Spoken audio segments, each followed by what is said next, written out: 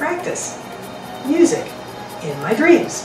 While I'm dreaming, I'll dream of myself playing the passage over and over and playing it over and over and over and over, so that when I wake up the next day, I really have thoroughly practiced it, and I am much better than I was when I went to sleep. When I grew up, I was very into my dreams. I would practice lucid dreaming. I didn't even know it was something that was uncommon. I thought everybody did it.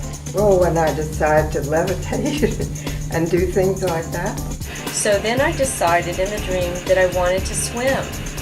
I wanted a pool that I could swim in, so I went off to the side of the house, to the backyard, still side of the house, and there it was, the swimming pool, and we were all splashing around and everything. Which it wasn't there initially, but because I said, I want to swim, I don't want to watch them build the pool, you know? But one of my dreams, I looked up and I saw a very beautiful painting, kind of probably life-size. A single figure, female figure, and she was in beautiful colors. It was almost like she was painted on silk because the colors were reminiscent of this. Didn't look like this, but there she was. And I looked at her and she had a field of stars around her, like she was standing in front of the night sky someplace. It was just beautiful, and I was thrilled in my dream about how she looked. And I looked at her, and all of a sudden, and she was still like a painting, and all of a sudden she reached up and pulled down a star, and she swallowed it. And then she reached up and pulled down another star, and she swallowed it. And I'm watching this and I'm thinking, this is a dream. And I can come back here. Oh my gosh, this is a lucid dream.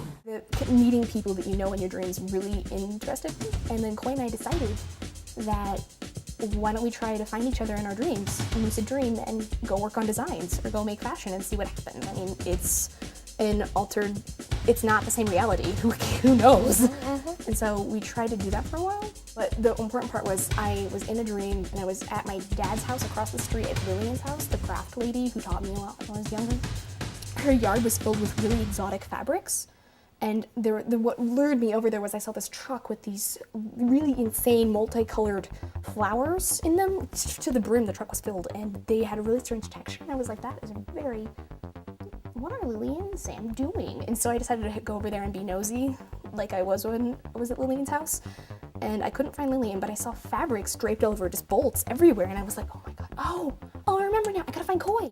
I did an exercise where I was having these packing dreams and trying to get somewhere dreams, and for like 3 nights in a row I fell asleep and told myself, I will be aware that I'm dreaming. Yeah. Just that simple. Because I don't really have any other techniques. Oh, I can teach you some. I know. I've barely scratched the surface of what I can do to tap into my lucid dreaming. But I was impressed that after like only a few nights of putting intention to it, I was able to go into one of those packing traveling dreams, and I had to go on a plane to fly to a wedding on the other side of the country, and I was so frustrated I couldn't get to the airport, I couldn't get my stuff packed because I'm packing everything I've ever owned my entire life.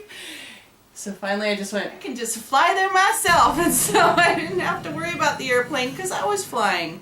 And I didn't have to worry about my belongings because it was a dream. And when I figured that out, I was like, wow. I just, instead of waking up frustrated, I woke up feeling accomplished and just more at peace.